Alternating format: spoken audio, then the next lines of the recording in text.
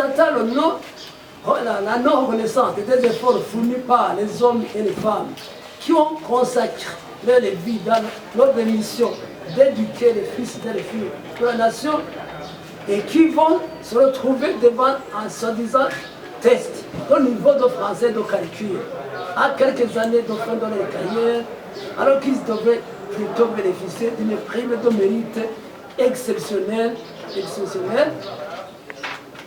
Après avoir constaté que le ministère reste campé sur sa position d'exiger un test illégal et de dénigrement et de culpabilisation des enseignants, les syndicats des enseignants appelés à la concessionnaire pour faire face à la réponse de provocation dite diplomatique du ministère demande ce qui suit. Au ministère de l'Éducation nationale et de la recherche scientifique de suspendre sans condition toutes les procédures liées à l'organisation de ce test jugé inopportun et illégal et programmer dans les meilleurs délais un dialogue franc, non évasif, en vue de trouver des solutions efficaces et durables.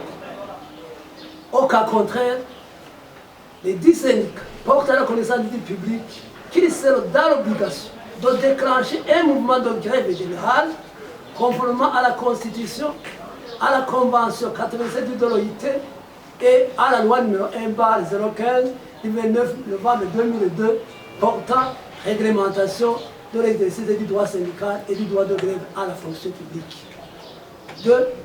Mettre en avant ce qui est prévu par la loi au lieu de procéder à un forcing et adopter une communication non violente. Au ministère, il y a le travail et la fonction publique dans cette attribution. Intervenir dans l'interprétation et dans la mise en application des dispositions du statut des fonctionnaires en matière de recyclage des fonctionnaires. Le perfectionnement professionnel reste une obligation révolue à la fonction publique. Aux enseignants, suivre de près l'évolution de leurs doléances et prendre des dispositions nécessaires à défendre en synergie les droits. En terminant, les syndicats des enseignants restent favorables à l'organisation régulière du perfectionnement professionnel à l'endroit des enseignants, comme le stipulent les textes légaux et réglementaires qui gèrent le monde du travail, en l'occurrence le statut des fonctionnaires. Je vous remercie.